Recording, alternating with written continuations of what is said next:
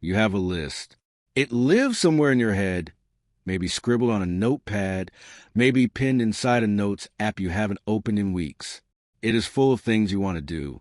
Big things. A business. A book. A body you're proud of. A life that feels like yours. And you want all of it. Deeply, urgently, almost painfully. But today, you didn't do any of it. You watched something instead.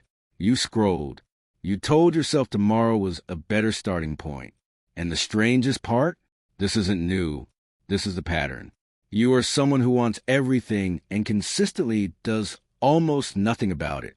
And the real answer for why that is far stranger than you think.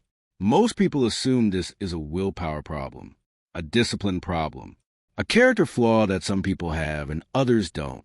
They imagine that ambitious people are supposed to be relentless, tireless, always moving. And if you're not, then something must be broken inside you. But that assumption is wrong. And the science behind why it's wrong changes everything about how you understand yourself. Start with what ambition actually is. Ambition is not energy. That is the first and most important distinction. Ambition is a cognitive state. It is your brain holding a future image of yourself, a mental simulation of who you could become, and assigning enormous value to that image. Psychologist Gabrielle Edingen spent decades researching how people relate to their goals and found something that should unsettle anyone who's ever spent an hour daydreaming about their future success. The more vividly and pleasurably you imagine achieving a goal, the less likely you are to actually pursue it. Her research showed that positive fantasy about the future actually reduces the motivational energy available to reach it. Your brain, in a very literal neurochemical sense, partially rewards you for imagining the achievement before it happens. The dopamine released during vivid goal fantasizing is real. The sense of forward movement it produces is real, but the action it was supposed to inspire, that gets quietly canceled. This is the first strange truth about people who are lazy but ambitious. Their ambition is not fake. It is fully real. It is just being consumed by the act of imagining rather than the act of doing. Now add to that a second layer. Your brain is not built for effort. It is built for efficiency. Neuroscientist Andrew Huberman and others in the field of behavioral neuroscience have documented how the brain instinctively seeks to minimize cognitive and physical expenditure. This is not weakness. This is survival architecture. For hundreds of thousands of years, every calorie your ancestors burned had to be earned through enormous physical effort. Wasting energy was dangerous. Rest was not laziness. It was intelligence. It was a body protecting its resources from the next real threat, the next real hunt, the next real crisis. The brain that learned to conserve energy is the brain that survived long enough to pass its genes forward. And that brain is the one sitting inside your skull right now, watching you try to summon the motivation to write the first chapter of your book. So your laziness, it has ancient roots. It is not a personal failure. It is an evolutionary inheritance. The question is what you do with that knowledge, because here is where it gets more complicated. People who are both lazy and ambitious tend to have a very specific psychological profile. They are not passive. They are not uninterested in life. In fact, research in personality psychology consistently finds that high ambition correlates with high openness to experience. These are people whose minds run fast, pull in stimulation from everywhere, generate ideas constantly. The same mental velocity that produces grand visions also produces distraction. The same imaginative capacity that sees a finished novel sees 17 other novels, 3 business ideas, a podcast concept, a plan to learn Portuguese, a home renovation, and an article they meant to read 4 months ago. The ambition does not exist in isolation. It exists inside a mind that is always already crowded. Psychologist Mihai Csikszentmihalyi, the researcher behind the concept of flow, identified something crucial about this type of person. High potential individuals often resist beginning tasks precisely because they hold those tasks to an internal standard so high that starting feels like an automatic admission of likely failure. The gap between the imagined masterpiece and the blank page is not just intimidating, it is paralyzing. Not starting means you have not yet failed. Not starting means the best version of the outcome still exists as a possibility. The moment you begin to confront the distance between vision and reality, and that confrontation is genuinely painful for a certain kind of mind. So the laziness is not indifference. The laziness is, in many cases, a defense mechanism, a way of protecting the dream from the damage of reality. But there is more to it still. Because if you watch a lazy, ambitious person closely, you will notice something. They are rarely actually doing nothing.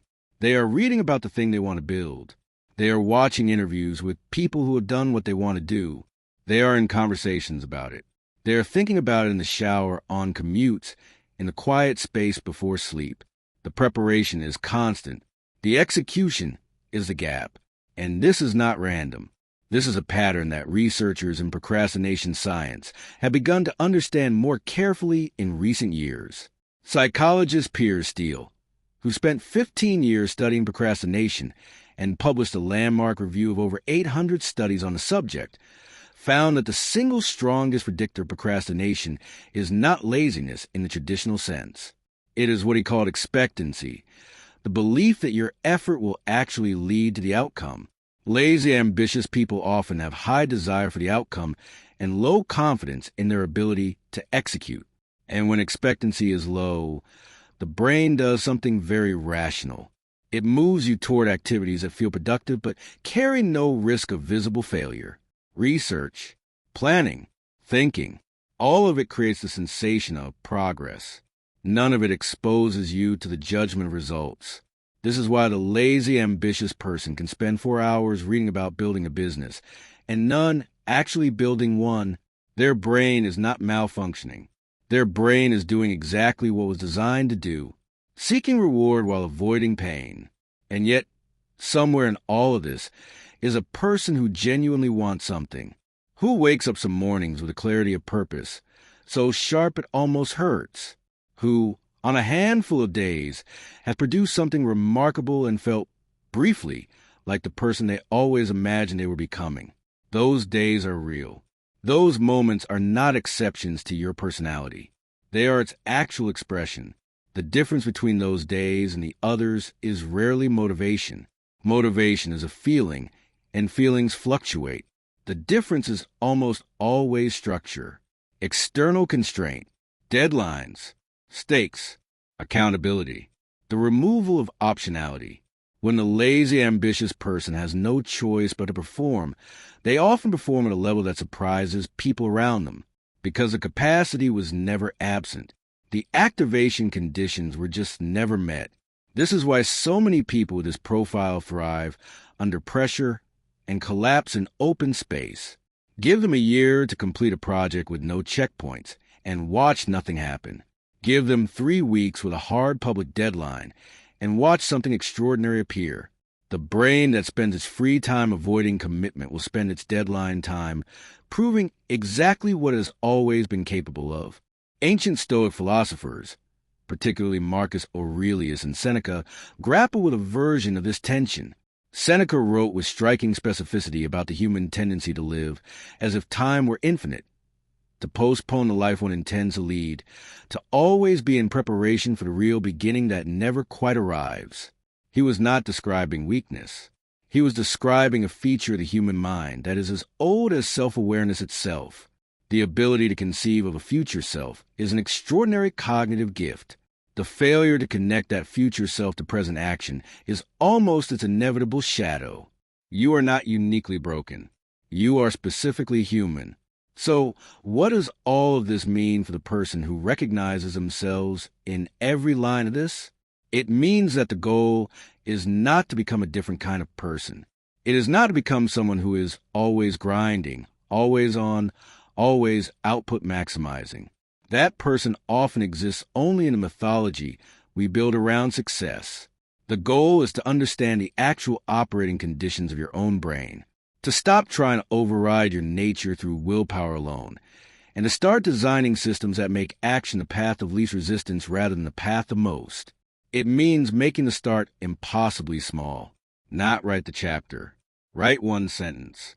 Not build the business. Send 1 email.